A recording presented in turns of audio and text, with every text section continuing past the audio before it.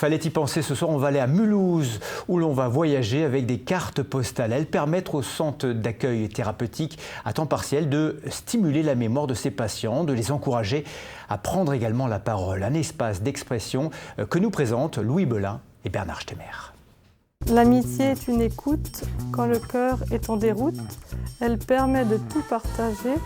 Elle vole à notre secours. L'amitié est cousue d'or. On est aujourd'hui au centre d'accueil thérapeutique à temps partiel de Mulhouse parce qu'ici, au début de l'été, les soignants ont lancé un grand appel à recevoir des cartes postales. Des cartes qui leur permettent ensuite d'animer des ateliers lecture avec leurs patients. Fallait y penser. Alors, est-ce que vous vous rappelez cette petite carte qu'on a reçue? C'était la classe de 6e A. C'est une invitation au voyage pour des personnes âgées souffrant de troubles psychiatriques venues rompre avec l'isolement. Certains visiteurs ici n'ont jamais changé d'air ou presque, comme Adrien. À Nice, c'était pour une entreprise. Et au Baléares, c'était aussi pour une entreprise. Un jour. Bon, c'est mini, hein, mais c'était quand même ça de nouveau. Et vous iriez où, vous, Adrien, si vous pouviez? Paris aussi. À Paris aussi? Mais Ouais. pas le coin charmant. Vous voyez ce que je veux dire? Des souvenirs des endroits où De leurs propres collègues, d'écoles de la région ou même d'anonymes, les équipes du centre ont déjà reçu une centaine de cartes postales. Des témoignages d'affection et des images d'ailleurs qui chaque semaine font naître la conversation et convoquent les souvenirs.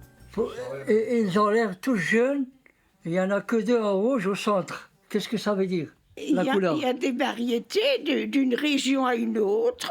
Le Sungo était différent de Colmar, je ne sais pas. Ah oui, j'aime beaucoup recevoir les cartes postales. Ça vous fait rêver. Et ça fait penser à tout ce que vous avez pu voir, les voyages que vous avez pu entretenir, les personnes que vous avez pu rencontrer. Est-ce que vous avez une comme ça? Mais oui, j'avais... Vous le gardez encore? Ce centre est une antenne du service psychiatrie de l'hôpital Émile Muller. 3 demi-journées par semaine maximum, infirmières et aides-soignants accueillent ces patients orientés après une hospitalisation. Avec du bricolage, de la cuisine, de la gymnastique douce et l'été désormais, ces ateliers lecture de cartes postales. C'est des personnes qui partent très peu en vacances ou pas du tout. Et je me suis dit que ça pourrait être l'occasion de les faire un peu voyager, de stimuler l'envie de voyager, l'envie de partager des souvenirs anciens. Donc je me suis dit, on va voir si ça prend. Donc ouais, franchement, je le conseille à tout le monde. C'est bon pour le moral. C'est difficile de temps en temps d'avoir une réunion avec des gens pareils, aimables, de tout âge, et qui prêtent attention, c'est tout. Qu'ils prêtent attention, ils écoutent.